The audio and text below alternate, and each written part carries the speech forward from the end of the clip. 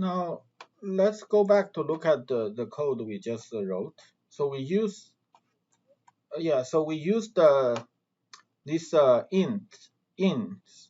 So we're saying, well, if the element in the list, we print yes. So it's not quite satisfying in the sense that we don't know exactly what happens behind this int. So now we are going to show how checking whether an element is in a list is done. So there are many ways to write the code. So the first way we do it is we use a for loop that has this syntax. So what this does is this loop will, so this loop will have a body, which in this case is this if statement.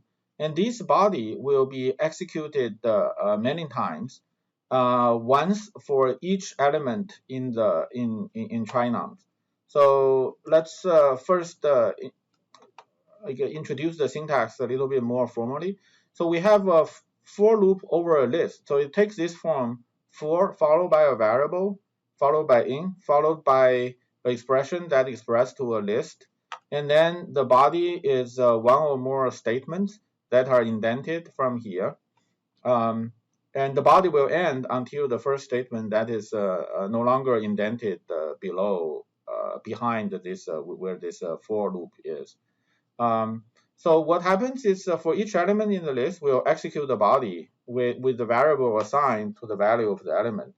So to see that, let's try a simpler program. So I want you to predict what's going to be the output. So we declare a list of squares that include 1, 4, 9, 25, 36.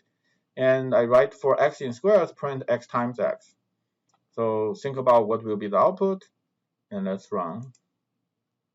So it's produce 1 squared, 4 squared, 9 squared, 25 squared, 36 squared. So in other words, this is the first 5 numbers who are the fourth power of 1, 2, 3, 4, 5. So these are 5 numbers. So as you can see, the body of the function is executed 5 times because there are 5 elements, and each time x is assigned to one of the list values. So with that, let's run this code for checking triangular numbers. So again, if I give say 15. We're going to get a yes. If we get 24, which is a nice number but not triangular number, we're going to get no. And what happens is for each x in the triangular number, we're going to check whether that x equals the number n we have. Whenever the check becomes true, then that means n is a triangular number. So we're going to set the answer string we're going to print to yes. So this is actually also a common programming idiom. Is what we are going to print, we use the value to store that. So we use this answer variable. So by default, this will be set to no. And the reason is if n is not a triangular number, we loop through all the numbers, none of them will be equal.